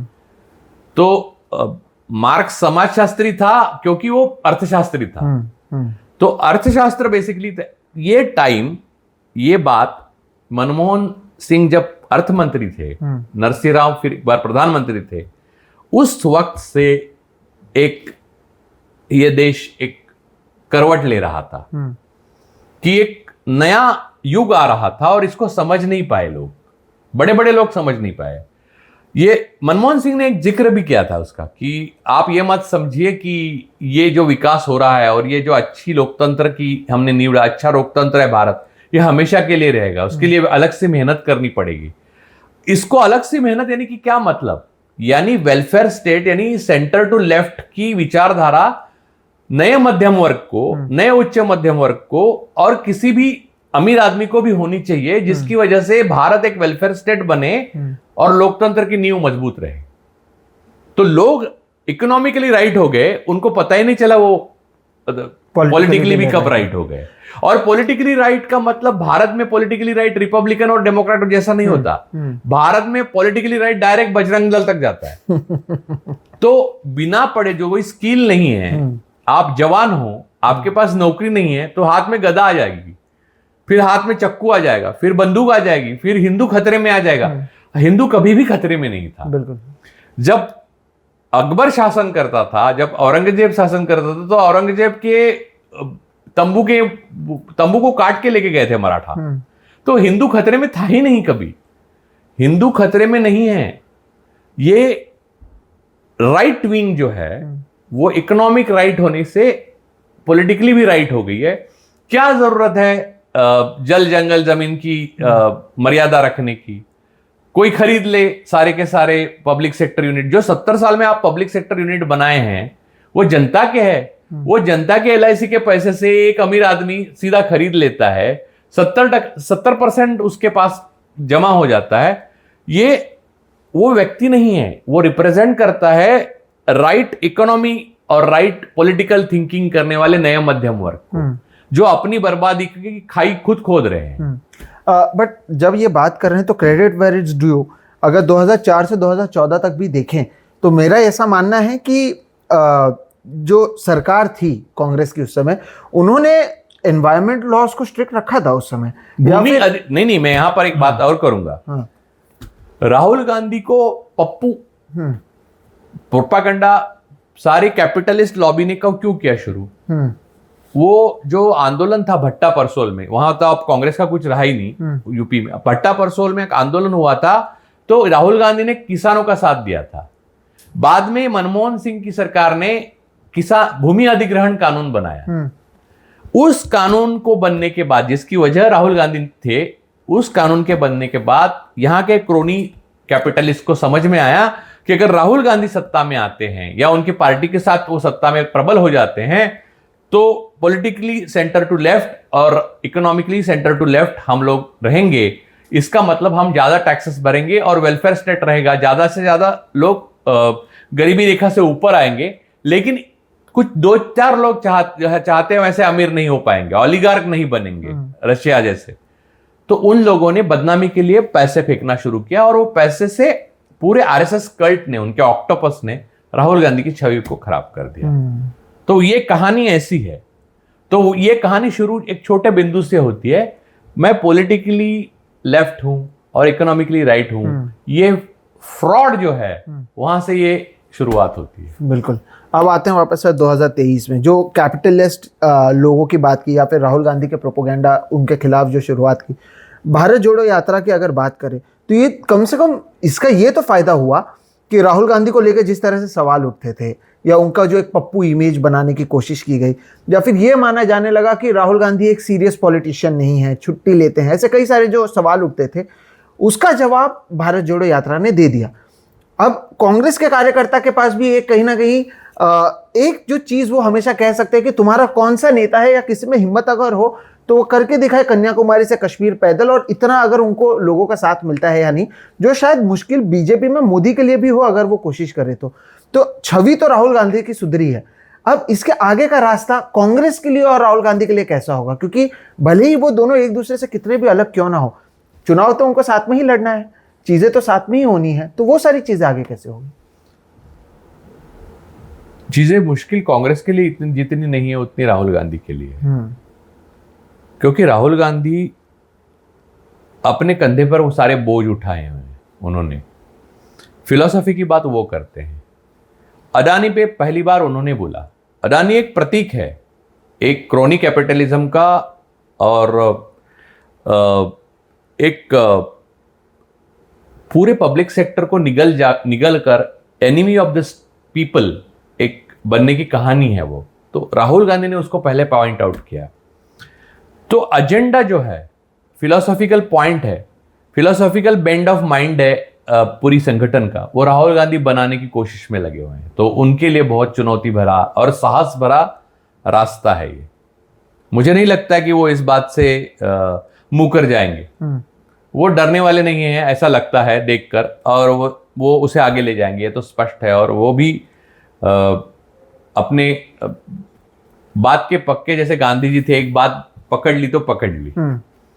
लेकिन कांग्रेस के साथ ये चुनौतियों का स्वीकार करना बड़ा प्रॉब्लमेटिक है, मुश्किल है, क्योंकि आपकी स्पीड 300 की है और आपकी गाड़ी एक हॉर्न छोड़ के सब बज रहा है तो बड़ी मुश्किल आएगी ना आपको चलाने के लिए। तो आपका दिमाग से चलते रहेंगे आप, आपकी गाड़ी नहीं चलेगी। वो संगठन के साथ प्रॉब्लम है, और वो प्रॉब्लम कुछ हद तक ठीक करने में राहुल कामयाब हुए हैं, खड़गे साहब भी कामयाब हुए हैं, लेकिन पूरी तरह से वो मशीनरी रिपेयर नहीं हुई है। इसकी वजह एक और भी है, क्योंकि जो मध्यम वर्ग, मैंने कहा राइट सोचता है, अब वो मध्य लोग कहां से आएंगे, यहीं से तो आएंगे ना। तो वो कॉन्फ्लिक्ट है उनमें, सचमुच तो हिंदू खतरे में नहीं है ना, ये कॉन्फ्लिक्ट है। और हम धार्मिक है और अतिवादी है, ये इसमें फर्क है। वो फर्क मिटता चला गया है बीच, यानी 1991 के बाद। तो वो धार्मिक होना अलग चीज है, पहले भी लोग धार्मिक थे, नेहरू धार्मिक नहीं थे, लेकिन नेहरू के साथ सभी धार्मिक थे, घर में धार्मिक थे। तो धार्मिक होना एक अलग बात है, लेकिन अतिवादी होना अलग बात है। धर्म घर से बाहर आना बहुत गलत चीज है। यानी सरकार खुद किसी धर्म को प्रपोज करने लगे, तो ये बहुत बड़े खतरे की घंटी है। आप इसको इससे इक्वेट नहीं कर सकते। कोई मुस्लिम भाई रास्ते पे नमाज पढ़ रहे हैं, तो वो ये नहीं है कि सरकारी काम में कर रहे हैं, वो संसद का भवन के निर्माण में पूजा की जाती है हिंदू पद्धति से। ये बहुत ही गलत संकेत है, और ये भारतीय नहीं है। This is absolutely an Indian. इस पर ही आपकी एक बात जोड़ना चाहूंगा, जो आपने एक इंटरव्यू में कही थी कि महात्मा गांधी बहुत धार्मिक थे, लेकिन उनकी एक भी तस्वीर ऐसी नहीं है जिसमें वो भगवान की पूजा कर रहे हैं या पूजा पाठ कर रहे हैं। वो प्रार्थना करते थे जैसे कि सारे विश्व का कल्याण हो। वैसे महाराष्ट्र में कई संत हुए, ज्ञानेश्वर हुए, तो उन्होंने कहा, आता विश्वात्मा के देवे येणे वातगज्ञ तोषावे तोषोनी मजदावे पसायदाने, यानी सारे विश्व का कल्याण हो, इसलिए वो प्रार्थना है। ऐसी प्रार्थना करने की परंपरा हिंदुस्तान की रही है, ना कि किसी एक व्यक्ति विशेष के लिए प्रार्थना करते हैं। किसी एक व्यक्ति विशेष को हम नमो नहीं करते। हम इस पूरे विश्व को और उसके अच्छे के लिए, यानी जैसे कि अभी स्टैंड लेने के लिए देखिए, फिलिस्तीन में जो बच्चे मारे गए वो, और इजराइल में जो बच्चे मारे गए, उनमें कुछ फर्क नहीं है, बच्चे हैं ना वो। तो दोनों बच्चों के प्रति संवेदना होना हिंदुस्तानी के लिए जरूरी है, ना कि हमें सर्विलेंस या पैगासस देता है इसलिए इजराइल के बच्चों के प्रति हमें आस्था है, संवेदना है, और फिलिस्तीन का बस वो कागज पीछे से आया है इसलिए मैंने पढ़ के बताया। ये भारत नहीं है। बिल्कुल, भारत वो है जो एक गुटनिरपेक्ष आंदोलन को जिसने खड़ा किया था, और जो किसी की साइड नहीं लेता, किसी का पक्ष नहीं लेता, और इस दुनिया में द ट्रुथ कोई कुछ भी नहीं है, मानवता की बात करता है, मानव को केंद्र में रखता है, वो भारत है। वो टेक्नोलॉजी विथ ह्यूमन फेस, ऐसा मनमोहन सिंह ने उसको कहा था।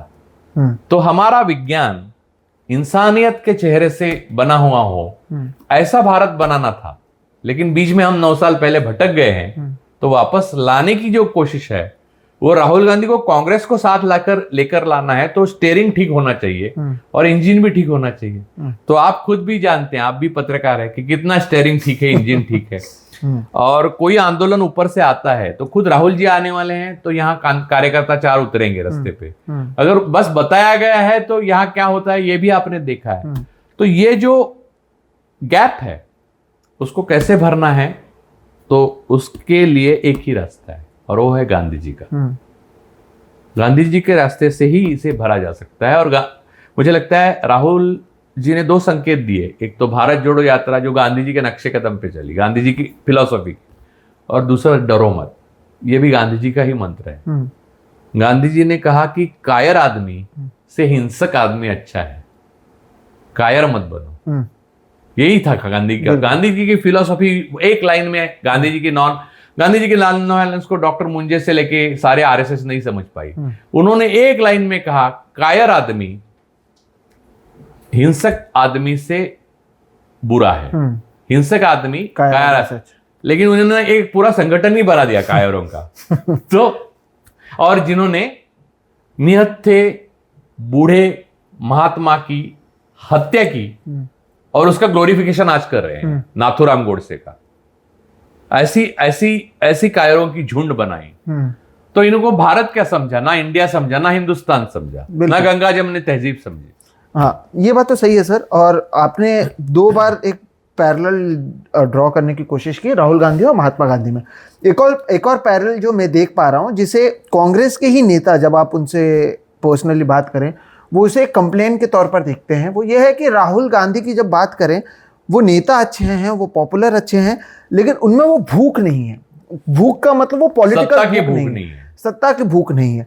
तो ये भी कोई कहता है कि राहुल गांधी तो 2024 की तैयारी नहीं कर रहे हैं, 2029 की तैयारी वो कर रहे हैं। सत्ता की भूख नहीं होना ये कांग्रेस के लिए नुकसानदायक हो या ना हो, देश के लिए तो नुकसानदायक हो। अगर इसी तरह से 9 साल में हमने देखा है कि क्या कुछ हुआ है, तो इसका भी तो कुछ एक रास्ता निकालने की जरूरत है। देखिए, सत्ता की भूख एक कंपोनेंट होता है। इवन फिर एक बार हम लोग गांधी जी का देखते हैं, सत्ता कोई साध्य नहीं है, सत्ता तो हमेशा साधन होता है। सत्ता हमेशा साधन होता है। सत्ता कुछ चीजें लोगों के लिए पाने का एक जरिया है। सत्ता अंतिम ध्येय तो हो नहीं सकता। बिल्कुल। तो सत्ता कंपोनेंट है, तो भूख सत्ता की कैसे रहेगी? सत्ता की भूख बीजेपी को है, क्योंकि उनके उसके आगे उनको लिए कुछ भी नहीं है, क्योंकि अंधेरा है अंदर। तो सत्ता के आगे कुछ भी नहीं है उनको। सत्ता पैसा, पैसा सत्ता, सत्ता पैसा। लोगों के जीवन में सुधार बदलाव लाने के लिए अति पिछड़े हैं, इस देश का जंगल है, इस देश की नदियां हैं, इस देश की संस्कृति है, इस देश के कल्चर है, इस देश का शिक्षा है, विज्ञान है, इसको सुधारने के लिए आपको सत्ता चाहिए, वो साधन है। लेकिन उसको अगर साध्य आप बनाते हैं, आप सिर्फ सत्ता के यानी इलेक्शन इलेक्शन इलेक्शन इलेक्शन, जैसे बीजेपी के नेता इलेक्शन इलेक्शन इलेक्शन हमेशा इलेक्शन मोड पे रहते हैं, इसको भूख नहीं कहते। ये एक ना बुझने वाली प्यास है जो पिपासा के रूप में हमें दिखाई दे रही है। गांधी जी क्या पॉलिटिशियन नहीं थे? गांधी जी जितना पॉलिटिशियन नहीं हुआ बड़ा, लेकिन गांधी जी ने यह जाना था कि सत्ता हो या आजादी हो, यह एक कंपोनेंट है। मेरा मार्ग यह है, लेकिन मेरा ध्येय क्या है? अंत्योदय। उन्होंने खुद ही कहा है, अंत्योदय का मतलब है आखिरी जो आदमी है उसका उदय हो। भले मेरे जीवन में यह मुमकिन हो ना सके, लेकिन हमारा प्रयास वही होना चाहिए। और मनमोहन की सरकार थी, उन्होंने भी यही प्रयास किया, इसलिए कितने लोग गरीबी की खाई से ऊपर उठ सके। अब जो 80 लाख फिर से गरीबी की खाई में, 80 करोड़ जो भूखे हैं, हंगर इंडेक्स में हम ऐसे नीचे गए हैं कि ऊपर उठी ठोस ही गए हैं आप अंदर। लेकिन सर इसी में, क्योंकि आप सत्ता में थे तो आप आखिरी इंसान तक पहुंच पाए ना, तो इसलिए तो सत्ता में आना जरूरी है। अगर आपको एक पंडित जवाहरलाल नेहरू जैसा शख्स चाहिए जो वैसे रिफॉर्म्स लाए या वैसी चीजें बनाए सरकार में रहकर जिसका लोगों को फायदा हो। अब ये 9 साल में आप देख लीजिए, जो सत्ता में है उन्होंने अपनी विचारधारा को तो उस तरीके से लाया और उसका नुकसान देश को विचारधारा नहीं है, उनका डिस्ट्रक्शन लाया। हाँ, डिस्ट्रक्शन को तो सत्ता विचारधारा हमेशा क्रिएटिव सृजन लाती है। हाँ, उनकी विचारधारा कुछ भी नहीं है। हाँ, उनको तोड़ना है, या उनके मनुवाद को उन्होंने इसके जरिए लाया। तो अगर कांग्रेस सत्ता में नहीं आती है, या सत्ता का लोभ ना कहें, लेकिन सत्ता की जरूरत तो पड़ेगी ना आखिरी इंसान तक पहुंचने के लिए, जल जंगल जमीन को बचाने, या एक उद्योगपति के पास देश को नहीं सौंपने के लिए, तो उसके लिए तो सत्ता में आना जरूरी है। तो क्या लगता है आपको, एज ए कंपोनेंट सत्ता नहीं आएगी? जैसे आजादी आई थी, आना चाहिए, लेकिन लड़ते रहे आप डट। कांग्रेस कहां कम है?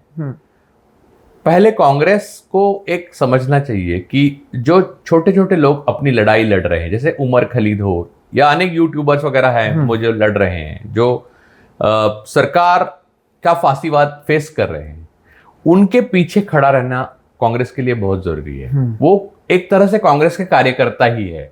कांग्रेस के यानी देश के कार्यकर्ता है वो, भले कांग्रेस के ना हो।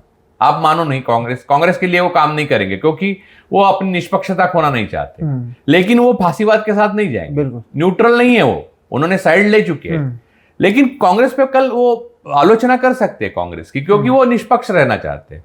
वो कांग्रेस के ही है, क्योंकि वो भारत के है, हिंदुस्तान के है, वो देश के लिए लड़ रहे हैं। क्या फायदा ये इतने लोग जो जेल में जा रहे हैं, लड़के लड़कियां वगैरह, कार्यकर्ता, पत्रकार, ये न्यूज क्लिक के पुरकायस्थ अभी अंदर है, इतने लोगों पे केसेस हुए हैं। अडानी ने कितने लोगों पे डिफेमेशन के केसेस डाले, संजय सिंह गए अभी अंदर, वो फिर पॉलिटिशियन ही जा रहे हैं, ऑपोजिशन के जा रहे हैं, वो सारे कांग्रेस के हैं। भले कांग्रेस के ना हो डायरेक्टली, लेकिन वो देश के कॉज के लिए अंदर जा रहे हो, अपनी अय्याशी के लिए नहीं जा रहे ना। जिन्होंने अय्याशी करनी थी वो बीजेपी में गए। और वो बाहर है और कोई नहीं, वो मंत्री हैं। हेमंत बिस्वा शर्मा की आपने बात की, उनके वाइफ के घोटाले, उनके खुद के घोटाले जिसके ऊपर बीजेपी ने बात किया था, वो बीजेपी मुकर गई।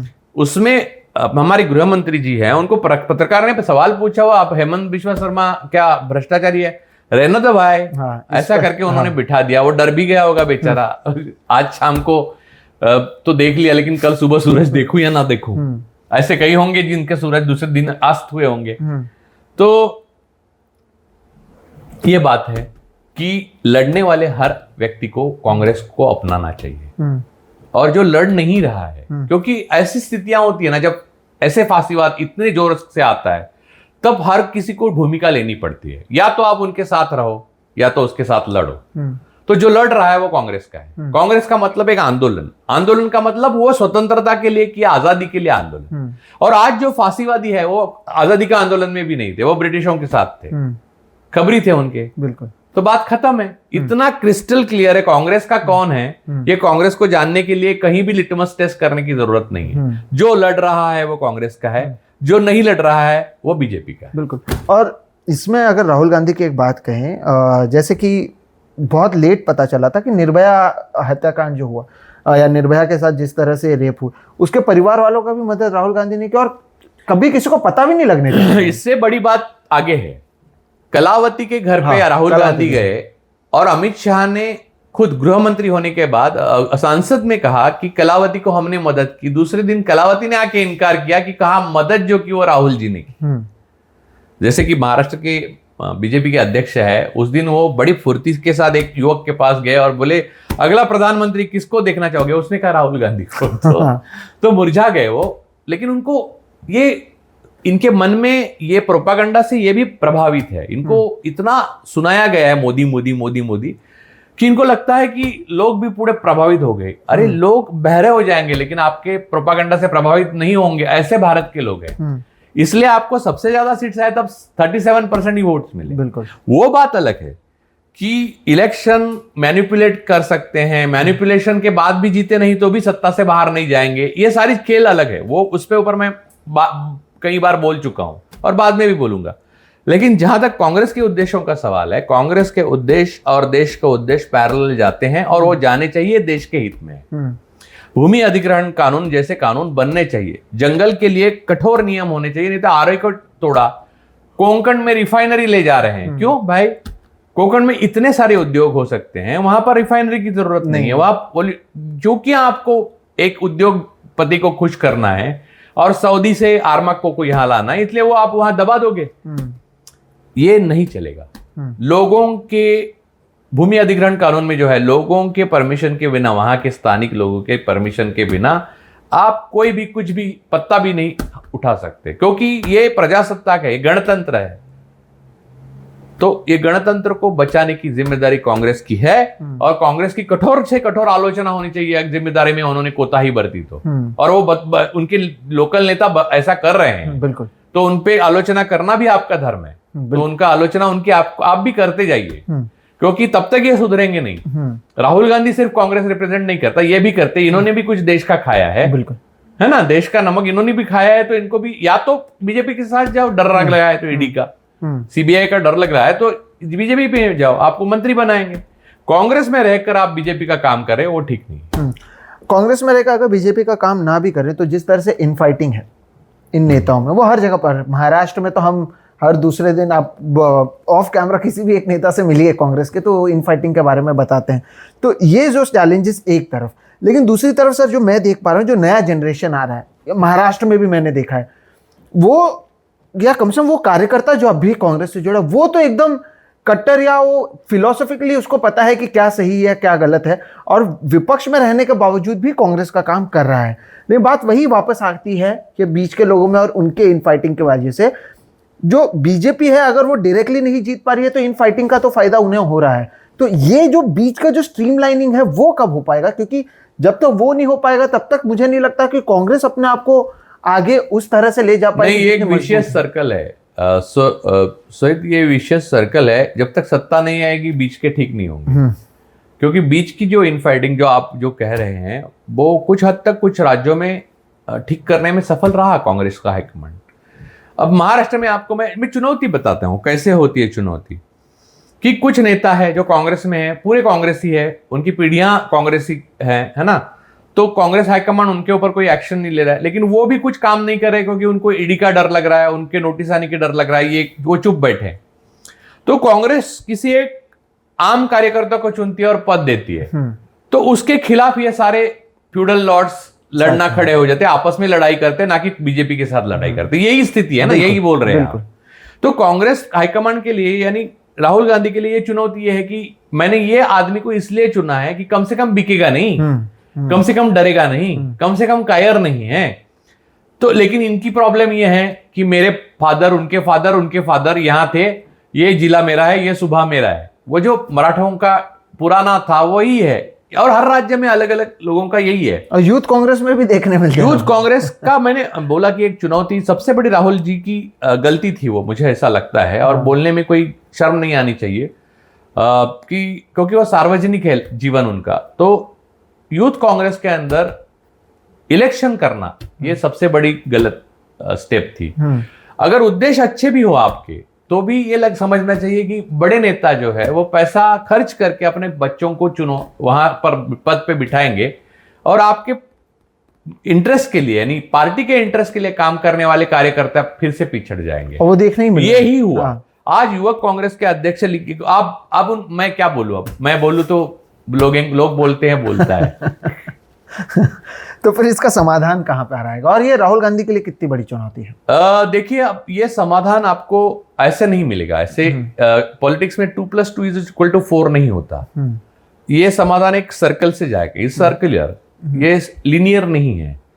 पहले अब एक लड़ाई होगी जो चुनाव के रूप में होगी, कई लड़ाइयां होंगी, फिर फिलोसॉफिकल होगी, और उसके ऊपर पूरी तरह से आप मजबूत पकड़ लाते हो तो उसके बाद इसको स्ट्रीमलाइन किया जा सकता है। बीच बीच में आप थोड़ा स्ट्रीमलाइन करते रहोगे, जैसे राजस्थान में दो नेताओं के बीच में एक दूरी कम कर दी गई, वैसे पर्सनल लेवल पे जो इन्फ्लुएंस है वो यूज करके किया जा सकता है। लेकिन एकदम सब ठीक हो जाएगा ऐसा नहीं होगा। गांधी जी के वक्त भी नहीं हुआ था, ना तिलक के वक्त हुआ था।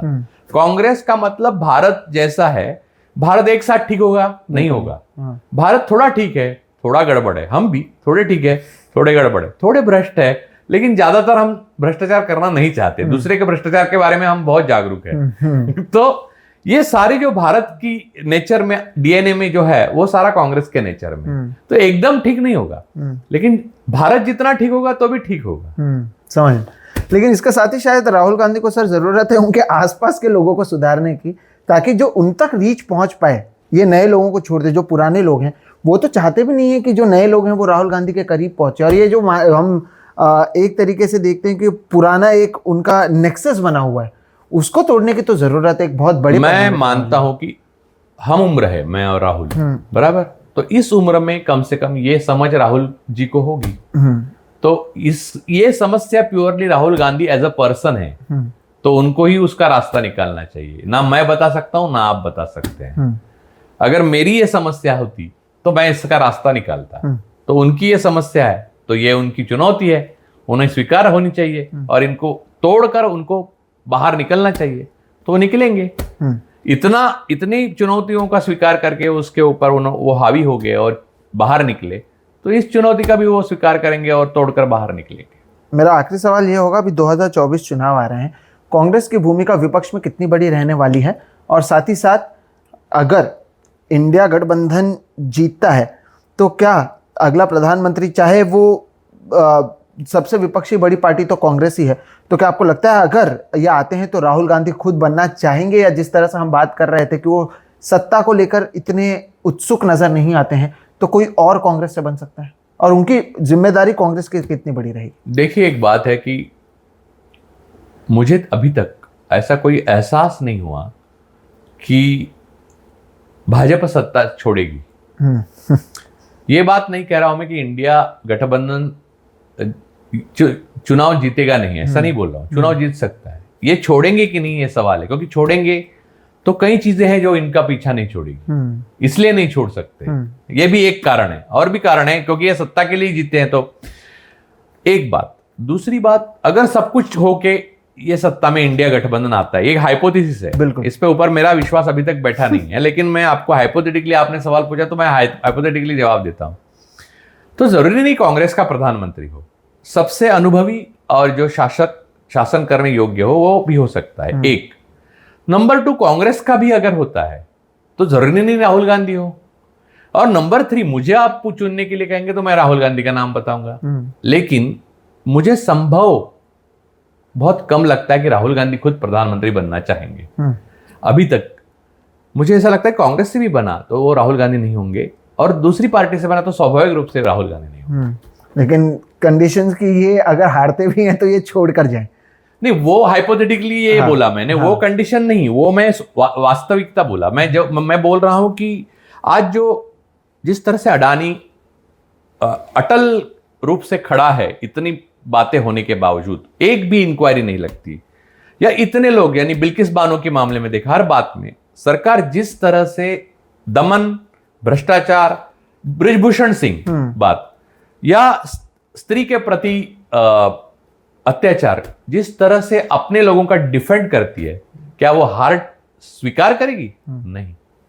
आपको उनको हरा कर फिर हार मनवाने के लिए एक अलग सा आंदोलन करना पड़ेगा। बिल्कुल बिल्कुल, और अगर ये आंदोलन करना पड़ता है तो इसमें कांग्रेस की भूमिका बहुत अहम रहने वाली है। तो दोस्तों, आज के इस बातचीत से हमारी कोशिश ये थी कांग्रेस के बारे में समझना, कांग्रेस के विचारधारा के बारे में समझना, कांग्रेस का भविष्य, कांग्रेस का अतीत और कांग्रेस का जो प्रेजेंट है उसे हमने आपके सामने इस वीडियो के जरिए पेश करने की कोशिश की है। हर बार की तरह सर बहुत बहुत शुक्रिया जुड़ने के लिए और अपनी बातों को रखने के लिए। दोस्तों, आप बताइएगा आप इस बातचीत को किस तरह से देखते हैं, क्या कुछ आपको सही लगा, ऐसे क्या चीज़ें हैं जिसे शायद हम मिस कर गए? अगर ये सारी चीज़ें भी हों तो आप इसके बारे में ज़रूर बताएं। चैनल को सब्सक्राइब करें, वीडियो अगर पसंद आया तो लाइक करें। जैसे कि मैंने कहा, ये एक सीरीज़ है जिसमें हम 2024 चुनाव को डिकोड कर रहे हैं। कोशिश ये है कि इस पर और भी कई सारे वीडियोस हों और ऐसे मीनिंगफुल चीज़ों को आपके सामने हम इस वीडियो के ज़रिए लाने की कोशिश करेंगे। मेरा नाम है सोहित मिश्रा, जिनसे हमने बात की, जैसे कि मैंने बताया, काफ़ी अनुभवी पत्रकार हैं, ऑथर हैं, राजू पारुलेकर सर।